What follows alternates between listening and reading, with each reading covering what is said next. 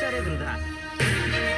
Social media रे सीमा टपिला अश्लीलता टंका रोजगार ପାଇଁ ଆଜିର ମଣିଷ ବାଛି ନେଇଛି ନଗ୍ନତାର ସରଳ ଉପାୟ। ଲାଜ ଶରମ ଭୁଲି ଯାଇ ସୀମା ଲଙ୍ଗିଲେ ବୃଦ୍ଧା। ବାଥରୁମରେ ଗାଧୋଉଥିବା ବେଳର ନଗ୍ନ ଦୃଶ୍ୟକୁ ସୋସିଆଲ ମିଡିଆରେ ଭାଇରାଲ କରି ଚର୍ଚ୍ଚାରେ ବୃଦ୍ଧା।